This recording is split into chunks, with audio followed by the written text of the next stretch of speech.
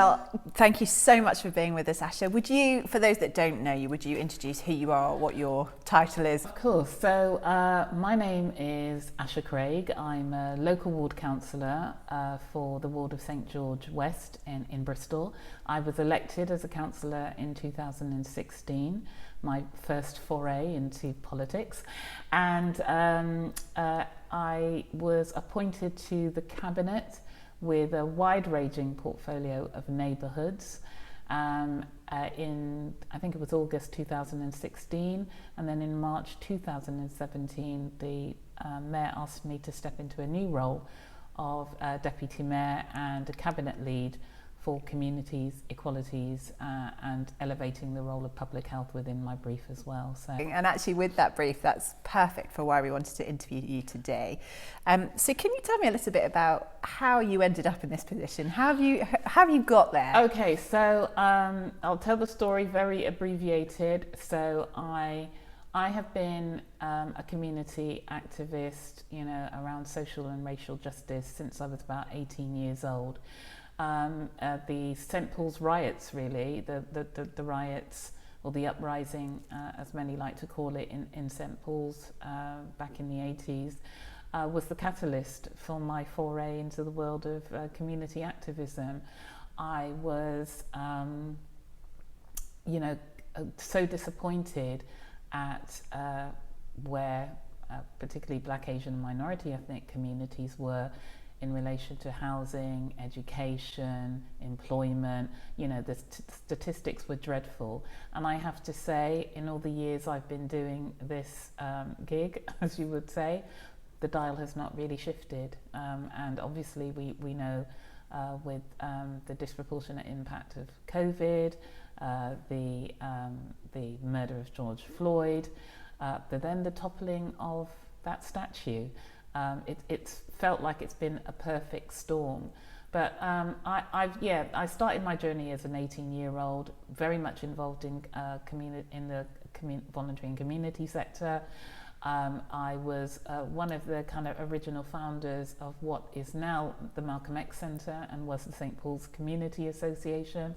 I've worked in arts. I've worked as a journalist on BBC Radio. Been there, done that, worn the t-shirt. Amazing. Yeah. And you mentioned the kind of the impact that COVID's had on communities in your role specifically as Cabinet Lead. Yeah. How have you seen the impact on particularly on communities across the city? Well, obviously, right out of the bat, particularly here in Bristol. So once the data started to come through, and we were just seeing evidence of it, it was staring you in your face every day. The news, Sky, BBC were showing the faces of those who were dying from COVID. Many of those were frontline workers, many of those were from the NHS, but a huge majority of those were from Black, Asian and minority ethnic communities.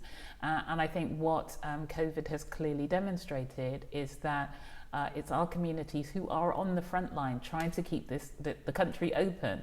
So regardless of the fact that we have been in lockdown and semi-lockdown, you know, the economy had to keep on going, and many of our communities, they have no choice, you know, and again, because of what we know as institutional racism and the way in which certain communities, including white working class communities. So I always say that let's not get it twisted.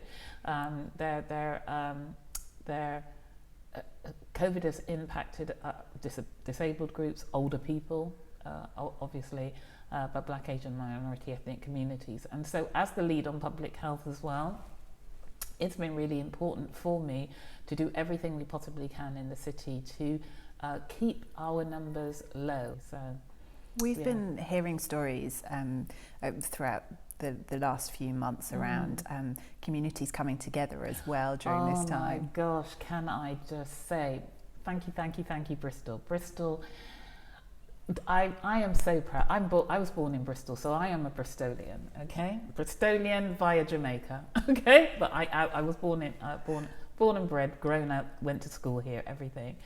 And so I have been completely overwhelmed and felt so proud at how Bristol, you just stood up. You didn't wait to be asked people just stepped up into action. The emergence of all of those mutual aid support groups that came out over Facebook, you know, a kind of like a new volunteer movement has actually come out of COVID. And also what we didn't want to do was suppress all of that amazing work, but try and kind of wrap a ring around it, provide advice and guidance around safeguarding and what they should and shouldn't do.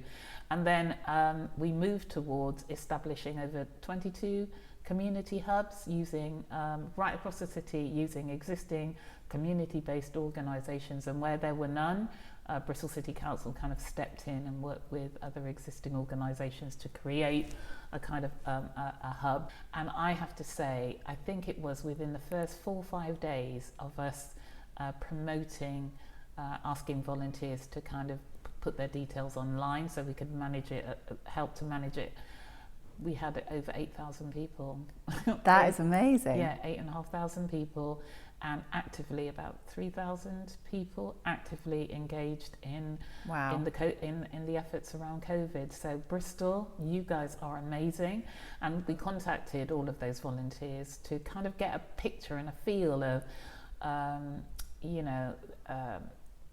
how they feel about their community, because for so many it was the first time they'd ever even done anything like that within their community. For the first time, some people they might have lived on their street for 5 years and hadn't even spoken to their neighbours or anything like that. We have created potentially much more stronger communities, and which can only be a force for good. So again, we are looking at those individuals who've been engaged in this, whether or not they would be happy in kind of continuing that engagement on a wider level, you know, because a lot of people even discovered what was actually even going on. Some people just go to work every day, come home, close the door, go to the shops, what have you, not really engaging any of the voluntary and community sector groups, and because people are busy, people have got their lives to live. But I think it opens so many people's eyes about the real potential of what's happening in their local communities, and thinking, oh gosh, I didn't know this was happening. Oh, I really want to help. So yeah, it's just been amazing. I'm very proud of what we've done. And Bristol is amazing in that sense. There is such an amazing community spirit. Hey, listen, Bristol, I'm so proud. You know, we are an extremely, as everyone said, an extremely progressive city. And Bristol just does Bristol, you know, regardless of what's going on nationally. I was speaking to someone the other day, because obviously in the light of everything around kind of Black Lives Matter, the drowning of the statue, you know, all eyes have been on Bristol, like globally. What people didn't know is that we have been developing One Bristol curriculum. So we are looking at developing a new curriculum that will be we'll share that across primary and secondary schools to tell the whole story of Bristol. Phase 1 starting at slavery and the positive contributions that Black people have made. One thing I love about Bristol is that we are just a city of firsts. And obviously even the Bristol Housing Festival, I mean, come to Bristol if you want to see innovation, creativity, you know, just, it's we are the business. We have been, Bristol really is known for being a leader and being innovator and being very creative as well. Bristol Green Capital, well, exactly. culture, you know, it's just amazing. We're a very vocal city as well. That's true. That is very true. Okay. Well, thinking back then through your career, and particularly thinking about social and affordable housing, in that context, innovating, leading, creativity. So let me tell you, I think my first foray, or my first knowledge of real innovation, other than, you know, the council had council housing, and you know, the upsurge of social housing, you know, Nightstone Housing, United Community. In fact, actually, that was one of the first Black-led housing associations in the country, was United Housing Association, that was chaired by Guy Reed Bailey, who happened to be that young man who went to apply for that job during the bus boycott and was told there were no blacks allowed. Of course. So Guy went. So from that, Guy went on to become the chair of United Housing. So again, creating more housing opportunities for those communities. But what I loved again was Zenzili housing. So Zenzili housing, for those who don't know, and this is just a reminder, Zenzili housing was made up of 4 young black men. You know, they were electricians, plasterers, builders, etc. And they decided that they were going to get a plot of land next to my daughter went to May Park Primary School, so up in Eastville, and they built like housing, flats and housing. It's still standing there now. I think I don't think everything went as well as it could have gone. I think there are still some issues, you know, but for me that was about that innovation, and I think we're in a place now, particularly here in Bristol, where we want to see more of that innovation, and whatever Bristol City Council can do to encourage and support them, and that's what I'm behind. We can't ignore the fact that we have a ridiculously huge waiting list. Is it 12,000 and counting? Yeah. It doesn't help that Bristol is like a beacon for individuals from all walks of life. You know, so many people come here from university. Remember, we're a young city. You know, we've got UWE, we've got the University of Bristol, and I heard a statistic about 2-3 years ago that every year of all of the young people who graduate, nearly up to 50% decide that they don't want to leave the city. So it's just, you know, which is great. I love it. We love students. But what that does, it puts pressure on the housing market. I have to admit, I am one of those statistics. I bet you are. Listen, there's plenty of people that I'm always talking to, and they're like, yeah, I went to university here and I didn't go either. So there is obviously something in the air. There is something about Bristol, and people always say it. They really love Bristol, but as we know, Bristol is a very divided city, and again, we are working with partners. We want to work with communities to find a way to integrate more, and it's not, when we talk about integration, it's not about, oh, let's move different communities in with each other. It's having that respect, you know, because you know, for a long time, for example, and still now, there are still people who have different views of different parts of the city. Some of it is now completely unfounded. We have to build more homes in the city, but predominantly we need more affordable homes. Well, by nature, cities are things that change, don't they? And they grow, and people move, and they come and they go. Yeah. So thinking about kind of present day, what are you most excited about that's going on in the city? Maybe particularly in your ward? Okay, yeah, let's talk about my ward. So I am so proud of the fact that I think I'm going to, well, not only the first city, but it happens to be in my ward, that we are, well, it's not even building, we've created a new social housing scheme using the Z-Pods modular housing that's going up in Chalks Road Car Park, which is right next door to what is the jewel of the crown in St George, which is St George Park. We are a destination park, beautiful park. And what I really loved, the first time I saw the Z-Pods was in 2018 when we had the Global Parliament of Mayors, and you invited some of the mayors down to visit because the housing festival was happening at the same time. But the Z-Pod one was the one that really attracted me. All of them, I think they're absolutely amazing. So I want to test each and every one of them in the city, and I know we're beginning to do. We're going to begin to do that. But the Z-Pods, what I loved about it, zero carbon. It just ticks every single box when it comes to addressing, being completely clean and green, and I love the fact that it's just kind of like made in a factory, and then you bring it down and slot it all together. And actually, I've been looking at the Facebook responses on because I've been posting about it on my own Facebook page. And people are like, wow, I was there on Friday, Monday, oh my God, it's already up already, what is going on? So the speed in which it can be put together. I also love the fact that we are targeting younger people. We're going to create a new community, and we're creating a new community.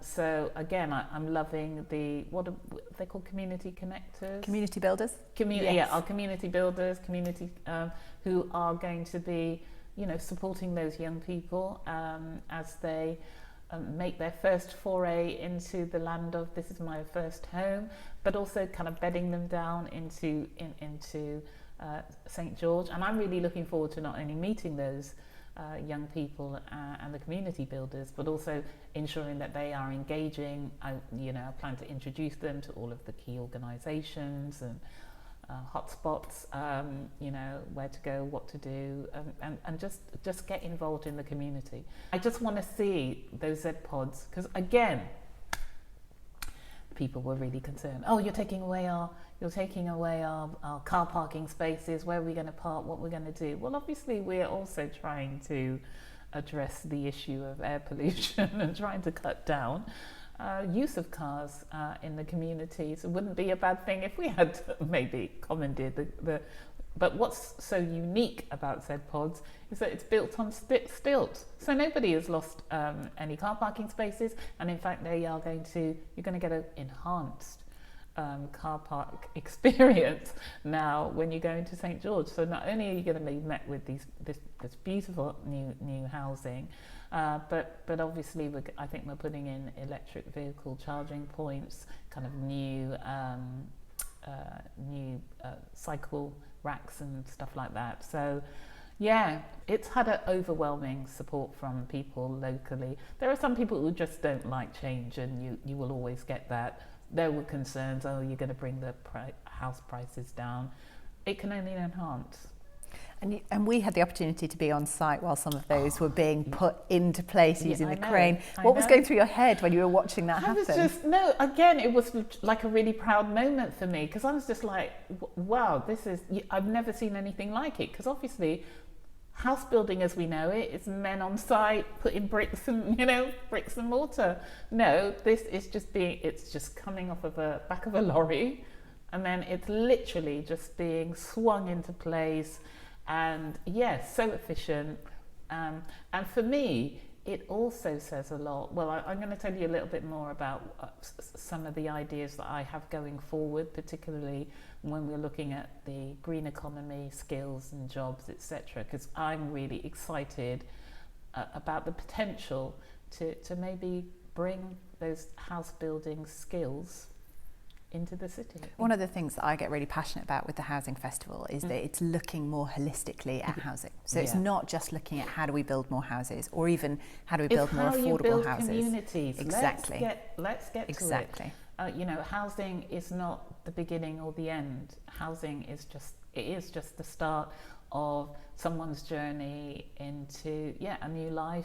Absolutely. Being part of a new community. And communities, and that includes jobs, and it includes well-being, and it includes our health and well-being. Exactly, our health, our physical health, our mental health. It includes all those elements, access to public services and leisure and recreational activities, and it's so much more holistic. And it's also the same when we're talking about communities. It's in terms of my own public health brief, public health is actually just maybe 5%, 10% of the whole inequalities that address, when we look at Marmot principles, and we're talking about your health is impacted, you need a healthy home. It's either too cold or it's too hot. Our Z pods will be just right. Yes, they will. Okay. Yes, they will. Okay. Again, zero carbon emissions, the way in which that's going to be built. Employment, how we get to work, transport. Everything we touch impacts on our health and well-being, and including housing. So we need to make sure that we are turning out housing and creating new housing opportunities that also benefits people, health and mental well-being. Absolutely. And so, drawing on your wisdom your experience. What are your top kind of keys, or your top 3 to 5 kind of key elements, building blocks to make a really flourishing community, to build a really resilient community? What are those key elements? Well, I think, we work by, communities are the assets. People are the assets within your communities, and we work we work in Bristol, particularly in the local authority, with our kind of ABCD principles, achieving better community development. But it's the assets. So drawing on the individual expertise and recognizing, because a lot of people say, I haven't got anything to offer. You have got a huge amount to offer. So step into your power, recognize that what you may think is nothing is actually so much more to other people. So what has been interesting for me, particularly in St George as well, we had a very top-down infrastructure, something called community neighbourhood partnerships back in the day, and we were faced with a £30 million financial cliff edge, and we had to make some difficult choices. And I come from the community. I'm a community activist. I resist. I resist, the hand of the council, telling you what to do. We can do it for ourselves. People can do it for ourselves.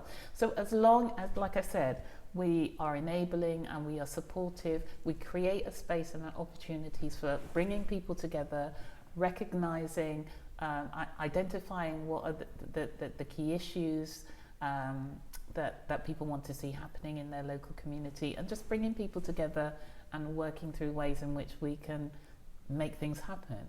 So I can only talk about St George, and as I said before, it's about having. You've also got to be quite resilient as well, I would say. But the building blocks are recognizing that everybody has something to bring to the table, recognizing the assets, of individuals. There's all about community spirit and trust, and knowing, I, even as a counsellor, I can't do my job. I say this to people all of the time. I refuse to take, I'll take all the hits, I'll take all the negative, because that's what you do as a politician. But when it comes to any success that we have within the local authority, trust me, I'm the first to say it's not just me. I have to rely on a whole raft of individuals who have the expertise. I say to my officers all the time, you're the ones who make me look good. But there is this issue about trust as well, trusting people, being honest as well about our limitations, about what we can and can't do. But for me personally, we're moving the City Council to a position where, like I said, we are enabling, we are supporting, we recognise that the communities can do stuff for themselves. We don't need to do it for them. They don't need hand-holding. Yes, there may be some communities that will need a little bit of support. So that's one of the other issues that you have to recognise. There are parts of the city that have a lot of social capital. When you look at Hartcliffe and compare that to Stoke Bishop or Clifton, huge amount of social capital. Apparently, we in Bristol, and I think that's why we're such a vocal city. Apparently, we have the highest number of kind of intellects, people with degrees, PhDs, outside of London. Interesting. Yeah, we are. Wow. We're the smartest city outside of London. Now that is quite a statistic, isn't it? I'm taking that statistic. I'm taking that. Yeah, spread that on the news. Smartest city. But what I want to do, but this is where the connection and the integration. So I've been doing this for a really long time, and I suppose I find myself in a position as deputy mayor and as a councillor to really make the change and the difference that I wasn't seeing when I was growing up here in this city. For a long time, I have to say, I did not really feel like a Bristolian, or did I belong? Because no one looked like me, represented me, was listening to me. Well, we are listening, and we want to support. But I also, like I said, I want to bring communities together. And if there is a community in one part of the city that may need a little bit of support and guidance, there are individuals in other parts, in other wards, who can maybe lend their support. I am constantly bringing people together. So, in the ward now, our play park is looking a bit tired. Now, the local authority does not fund play equipment. It does rely on, people coming together, maybe banding together, raising the resources, putting bids and stuff together. And we've been extremely successful. As I said, St. George takes care of itself. We have some amazing people in St. George. But, those individuals, those volunteers, those residents have got themselves together. They've fundraised. They've put together project plans with bits of, but again, that expertise kind of exists. And they've raised hundreds of thousands of pounds to build brand new play parks at Dundridge Hill, Troopers, and now St. George Park, that energy is happening because obviously we now have Facebook. So you can see all of that energy and that community spirit, so you're hearing people maybe moaning and complaining, and then someone says, why don't we do something about it then? And then I'm watching it, and then they're like, ask Asher Craig, and I'm just like, here's what you should do. Talk to this organisation, talk to that organisation. So I've been trying to, someone who's in Brislington, I put them in touch with someone in St. George, someone out in Lawrence Weston, to say we can learn from each other. The other thing that we've been doing, Marvin has been doing for the last couple of years, is again bringing community development workers together on a regular basis. So bringing people together so we can share ideas and best practice, and that's something that we want to continue. Now, Asher, you have been a real champion for us for the Bristol Housing Festival. I have. I love you guys. You guys are brilliant because it's unique what you've done. So tell us why do you think it's a good thing for the city? What do you see our role is or should be going forward as well? Your role is what you're doing now. You're bringing innovation, the art of the possible. What can be done to address it? Because remember, we started with a problem.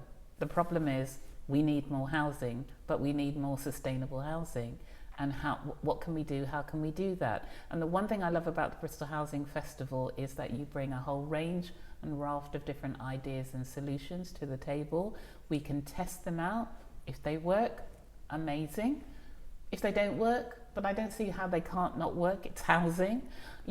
We've got a lot of land, right? So the local authority, so it will help us in our own kind of groundbreaking role now that we're turning into, I suppose, a house building local authority, because as you know, we've got Gorham Housing now, so we can work in partnership with the Bristol Housing Festival, because you've got the links, you've got the connections, you've been able to kind of make links with all of these new amazing innovative ideas. And like I said, Bristol is a breeding ground for progress, innovation, creativity.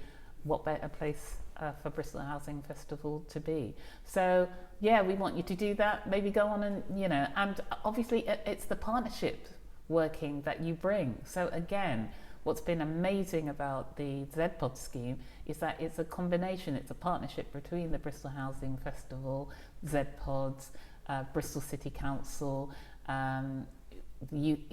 Bristol the Youth Hostel. I mean, and it just works, and it's seamless, and everyone has their part to play.